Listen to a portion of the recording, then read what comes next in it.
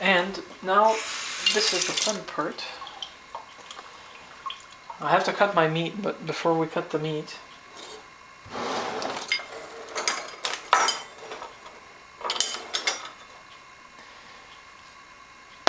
we're going to be mixing using tomato paste, opening up the can of tomato paste, some molasses, and mixing all of this together.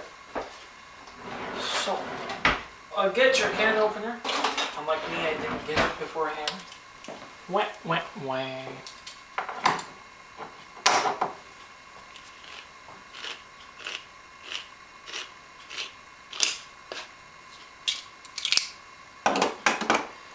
And yes, I still use a manual.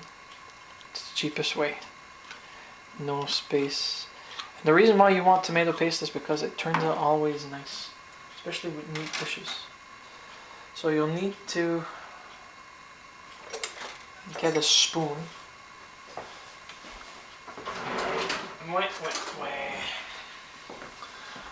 See, this is what happens when you actually have me doing this unscripted.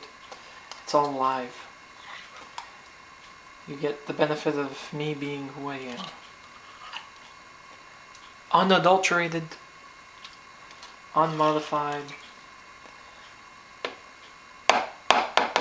and simply fun in the kitchen.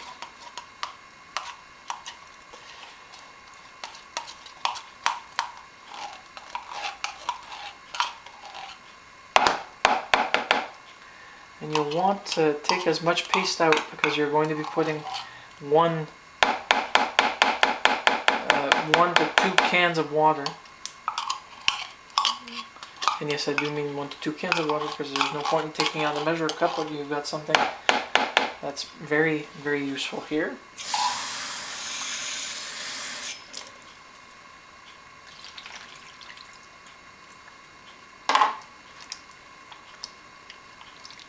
And the whole point is to actually allow the tomato paste to be diluted a bit by the water.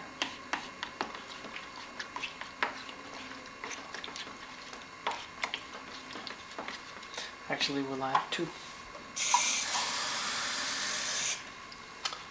Not quite 2, but 2. I'm somewhat cheating. Here comes the favorite part. Now, tomato paste has no flavor per se. Okay, it's what you put into it that actually gives it character. We're going to give it some sweetness and some slight color with Crosby's molasses preparation.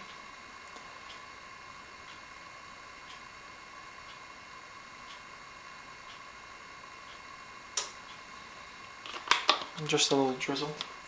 You also need to get salt, basil, turmeric, and you sprinkle these generously over the top of it. Basil goes well with anything made of tomato.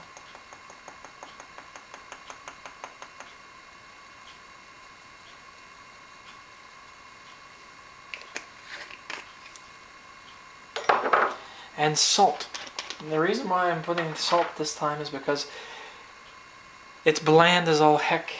So you put about maybe 1 teaspoon of salt in it. This is sea salt. And you give it a good mix. It will give it a good, slightly unique color. It'll turn your tomato sauce a little bit more barbecue style, if you will, as you can see. Okay, and you'll let this sit while you're preparing your meat. So we put this aside,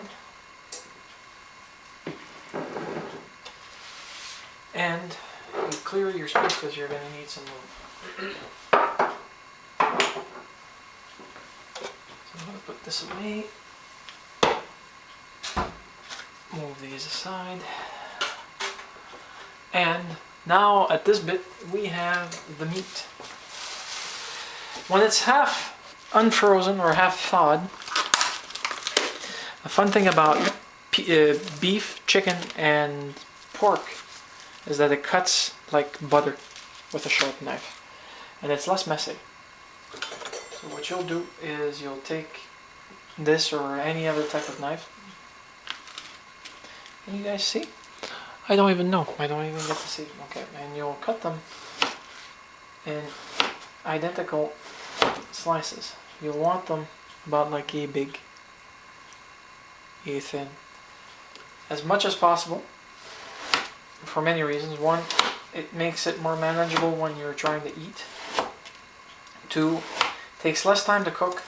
And three, it allows all that goodness from that mix to be infused into your pork. Now, the best way of doing this, of course, is doing it marinade style, where you take the pork, you make enough to cover your pork, and you put it in. It would be enough to possibly marinate 1 to 2 of these, but not the whole package. And I'm planning on cooking the whole package, so it may be slightly different. Okay, now because I want this removed, I'm going to add my olive oil. You'll want olive oil in the bottom of your pan. The meat itself has fat. Pork is natural fatty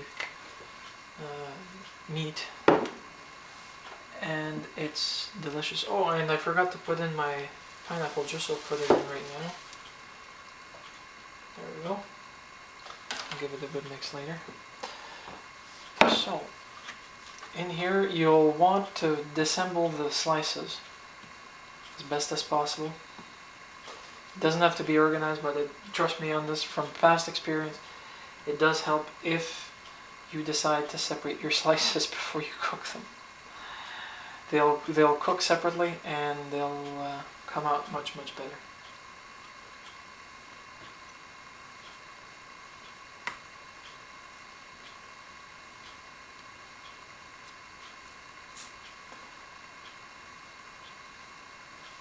Cooking is always interesting because you're getting to control what you want, how you want it, and the quality of it, compared to if you buy at McDonald's, Burger King, or any other fast food joints, or even at a restaurant where, yes, it's high food, but I'll tell you a secret, you don't know what they do, and truthfully,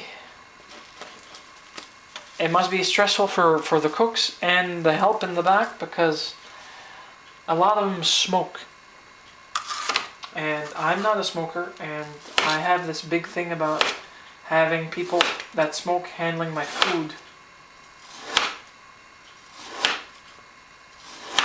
because nicotine and the tar residues do transfer themselves and the asthma around the person, even if they don't believe it. Trust me, I've been there, done that. At the age of 6, I tried smoking, bugging my dad until he said yes. He was a responsible parent, and he decided to say, okay, 1 puff. Trust me, it was the best thing he ever did in my life. That 1 puff was enough to send me to the bathroom green. I yarfed, end of story. Ever since then, I have never looked back. I have never questioned, should I be smoking? Nope. The answer is absolutely no. I will not smoke, and I do not tolerate smoke. It's very difficult on my lungs. Sometimes I'll tolerate it for the sake of musical argumentation, where I actually go and go to a club that may allow smoking. Actually, here in New Brunswick, at the very least, clubs are no longer allowing smoking inside, but you have all these yahoos actually taking their time outside.